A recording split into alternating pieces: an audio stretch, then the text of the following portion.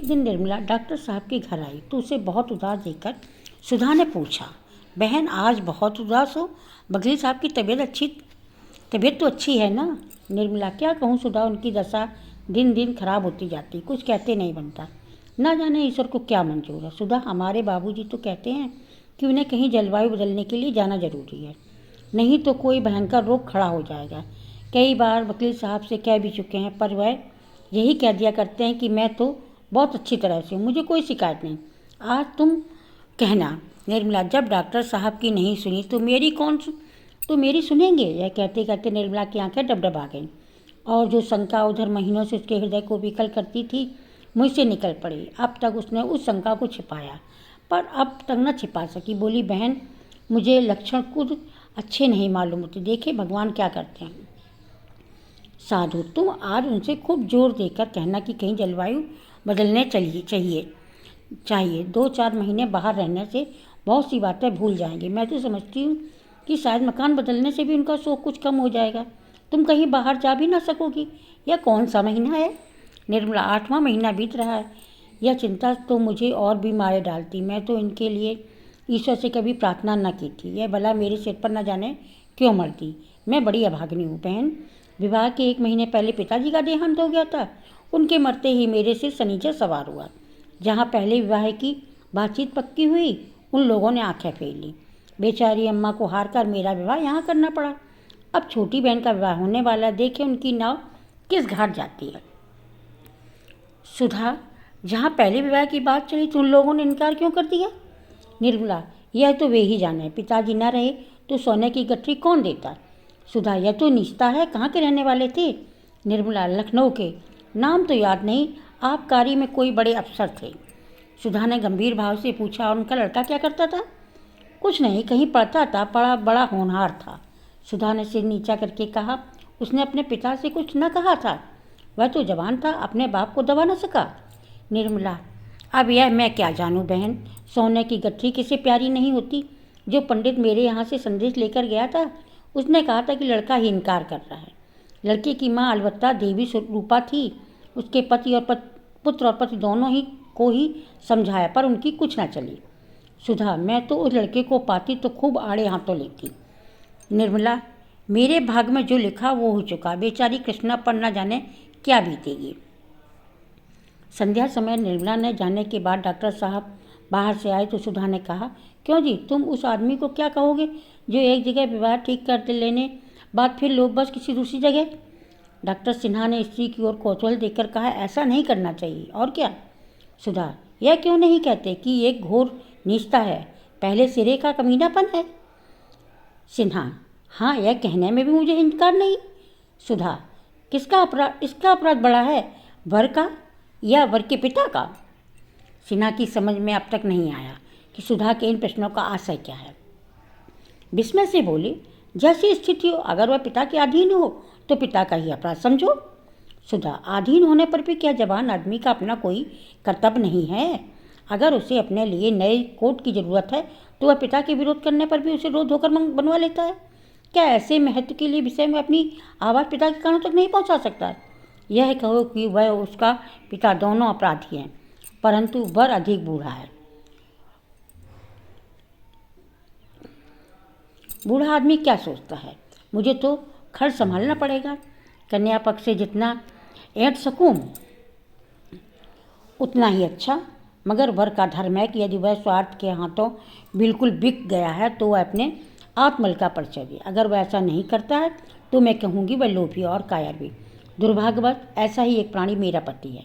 मेरी भी समझ में नहीं आता किन शब्दों में उसका तिरस्कार करूं। सिन्हा ने हिचकिचाते हुए कहा, वह दूसरी बात थी। लेन देन का कारण नहीं था, बिल्कुल दूसरी बात थी। कन्या के पिता का देहांत हो गया था। ऐसी दशा में हम लोग क्या कहते? यह भी सुनने में आया है कि कन्या में कोई ऐब है। वह बिल्कुल दूसरी बात थी, मगर तुमसे यह कथा किसने कही? कह दो कि वह कन्या कानी थी, कुबड़ी थी, नैन के पेट में की थी या भ्रष्ट थी। इतनी कसर क्यों छोड़ दी? भला सुनूं तो उस कन्या में क्या ऐब था? मैंने देखा तो नहीं था, सुनने में आया उसमें कोई ऐब है। सुधा, सबसे बड़ा ऐब यही था कि उसके पिता का स्वर्गवास हो गया था। वह कोई लंबी चौड़ी रकम ना दे सकती थी। इतना स्वीकार करते क्यों झेपते हो? मैं तुम्हारे कान को काट न लूँगी। अगर 2-4 फिक्री कहूँ तो इस कान से सुनकर उस कान से उड़ा देना। ज़्यादा ची चपट करूँ तो छड़ी से काम ले सकते हो। औरत जाट डंडे की ही से कहती है। अगर उस कन्या में कोई ऐब था तो मैं कहूँगी लक्ष्मी भी वे ऐब नहीं, तुम्हारी खोटी थी बस, और क्या। तुम्हें तो मेरे पल्ले पड़ना था। सिन्हा, तुमसे किसने कहा कि वह ऐसी थी वैसी थी? जैसे तुमने किसी ने सुनकर मान लिया।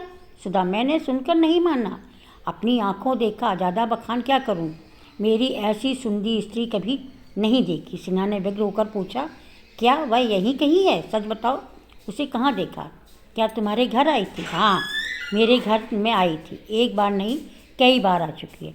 मैंने तो उससे कई बार जा चुकी है। वकील साहब की बीवी वही कन्या है जिसे आपने ऐबों के कारण त्याग दिया था। सिन्हा, सच?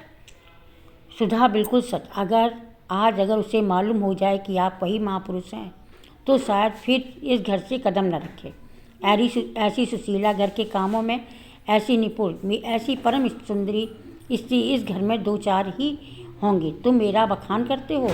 मैं लौंडी बनने के योग्य भी नहीं। घर में ईश्वर का दिया हुआ सब कुछ है, मगर जब प्राणी ही मेल का नहीं तो और सब रहकर क्या करेगा? धन्य है उसके धैर्य को जो आदमी के साथ जीवन के दिन काट रही है। मैंने तो कब का जहर खा लिया। मगर मन की व्यथा कहने से ही थोड़े प्रकट होती है। हंसती है, बोलती है, गहने कपड़े पहनती है, पर रोया करता है। वकील साहब की खूब शिकायत करती होगी। सुधा, शिकायत क्यों करेगी?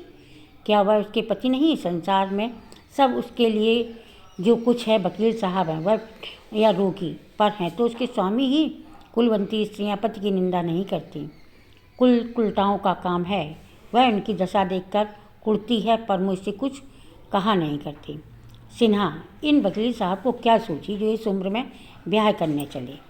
सुधा, ऐसे आदमी न हों तो गरीब कुआरियों की नाव कौन पार लगाए? तुम और तुम्हारे साथी बिना भारी गठरी लिए बात नहीं करते तो फिर ये बेचारा किसके घर जाए? तुमने यह बड़ा भारी अन्याय किया है और तुम्हें इसका प्रायश्चित करना पड़ेगा। ईश्वर उसका सुहाग अमर करे। लेकिन वकील साहब को कहीं कुछ हो गया तो बेचारी का जीवन नष्ट हो जाएगा। आज तो वह बहुत रोती थी। तुम लोग सचमुच बड़े निर्दयी हो। मैं अपने सोहन का ब्याह किसी गरीब लड़की से करूँगी। डॉक्टर साहब ने पिछला वाक्य नहीं सुना और घोर चिंता में पड़ गए। उसके मन में यह प्रश्न उठकर उन्हें विकल करने लगा, कहीं वकील साहब को कुछ हो गया है तो?